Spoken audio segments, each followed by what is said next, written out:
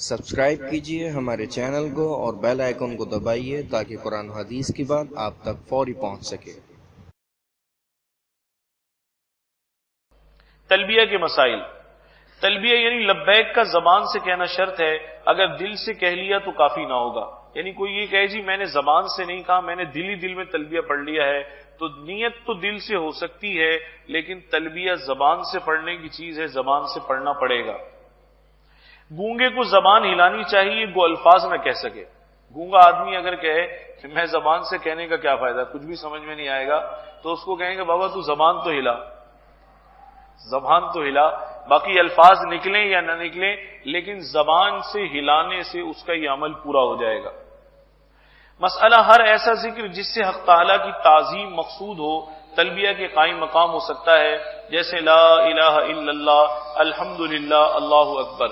یعنی اگر کسی نے بھولے سے تلبیہ نہ پڑھا لیکن لا الہ الا اللہ کہہ لیا، اللہ اکبر کہہ لیا یا الحمدللہ کہہ لیا، یعنی ایسے الفاظ کہہ لیے جن سے اللہ کا ذکر ہوتا ہے، تلبیہ میں بھی اللہ کا ذکر کرنا مقصود ہوتا ہے، تو بھی اس کا احرام ہو جائے گا۔ مسئلہ خاص تلبیہ کے الفاظ کہنا سنت ہے، شرط نہیں۔ اگر کوئی اور دوسرا ذکر احرام کے وقت کر لے گا تو احرام صحیح ہو جائے گا، لیکن تلبیہ چھوڑنا مکروہ تنزیہی ہے، سنت ہے لیکن بغیر وجہ کے تلبیہ کو چھوڑنا نہیں چاہیے، کراہت سے خالی نہیں ہے۔ تلبیہ کے الفاظ یہ ہیں، یہ تھوڑی سی عبارت اس کی اس میں کمپوزنگ میں اوپر نیچے ہو گئی ہے، میں پہلے آپ کو تلبیہ کے الفاظ پڑھ دوں، اس کے بعد اس کی ترتیب سمجھاتا ہوں۔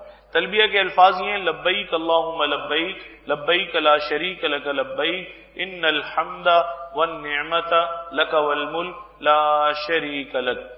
اب مسئلہ شروع ہوتا ہے، جو پہلے مسئلے کی ایک لائن آ گئی وہ مسئلہ شروع ہوتا ہے۔ تغییر حالت کے وقت، مثلا صبح شام، اٹھتے بیٹھتے، باہر جاتے، اندر آنے کے وقت، سو کر اٹھنے کے وقت، لوگوں سے ملاقات کے وقت، رخصت کے وقت، سو کر اٹھتے وقت، سوار ہونے کے وقت، اندر آنے کے وقت، سواری سے اترتے ہوئے، بلندی پر چڑھتے وقت، نشیب میں اترتے ہوئے تلبیہ پڑھنا مستحب موقدہ ہے، یعنی باقی ذکر نہ کرے۔ احرام کی حالت میں سب سے بہترین ذکر یہ ہے کہ بار بار اٹھتے بیٹھتے، چلتے پھرتے، آتے جاتے، اوپر چڑھتے ہوئے، سواری سے اترتے ہوئے، ہر موقع پر سب سے بہترین ذکر تلبیہ ہے، یعنی اور مستحبات کے مقابلے میں زیادہ تاکید ہے۔ مسئلہ فرض اور نفل نماز کے بعد بھی تلبیہ پڑھنا چاہیے اور ایام تشریق میں تکبیر کہنی چاہیے، اس کے بعد تلبیہ۔